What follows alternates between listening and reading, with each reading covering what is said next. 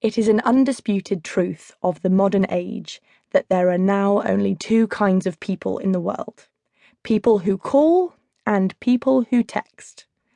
Obviously, there are a lot of weirdos knocking around on social media. That girl from your old job who likes everything you put on Facebook. The boy you hung out with during the first week of university and then ignored for 3 years, but who still added you on LinkedIn. And, most worrying of all, anyone who tries to have extended conversations on Twitter direct messages. But when it comes to genuine, honest-to-God, help you hide the body without asking questions, best buds in the whole wide world, there are only texters and callers. My best friend, Lauren, is a caller.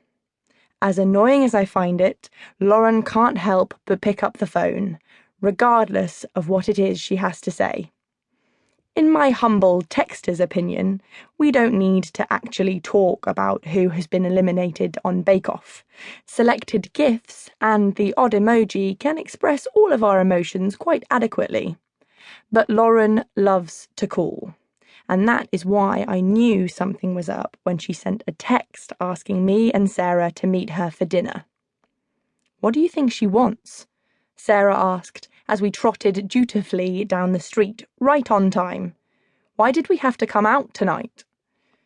By the time I got on the tube, I'd run through every possible scenario and had settled on a kidnapping. Instead of finding her in the restaurant, there would be a sinister man with a random scar, stroking his beard at the bar and demanding £1 million by midnight. Otherwise, he would start chopping off her fingers and sending them through the post. Maybe he would FedEx them. The post was a bit unreliable. "No idea," I replied. No need to worry Sarah about the kidnapping until it was confirmed. "It'll be nice to have dinner together, though. I feel like I haven't seen you in weeks," which was a really polite way of saying, "I haven't bloody well seen you in weeks, you massive bastard. Aren't you supposed to be one of my best friends?" "I've been busy," she said, not even an attempt to make up a lie. I'd half expected her to show up with a baby bump, but I was relieved to see she was rail thin as ever. Well, not relieved, obviously. No one is ever relieved to see their skinny friend is still skinny, are they? And the worst part was, she still had massive boobs. Explain to me how that is fair. "Work's been shit. I need a new job. Your place is advertising for a PR manager, you know." "Are we?" I replied, knowing full well that we were.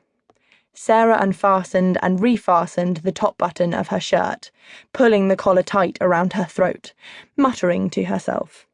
"I don't know why she couldn't just say, 'Let's get dinner,'" she said, changing the subject again, still burning about the message. "Why all the drama?" "Because you'd cancel like you have every time for the last month and a half," I replied silently. "Because she's American?" I suggested out loud. "She moved here 10 years ago," Sarah argued. "She does not get to use 'because I'm American' as an excuse anymore. I'm officially cutting her off." "Maybe she's moving back," I said, hoping it wasn't true. There had been a lot of talk about her poorly mum and pregnant sister lately. And who would want to spend another miserable summer in the UK when you could be drinking cocktails at your beach house in the Hamptons and bothering your sister's new baby? She was quite insistent that we had to meet tonight. In truth, I was a little bit giddy. I never went out on a weeknight, ever. And yes, I know that sounds really sad, but I work a lot and all my best friends are completely coupled up.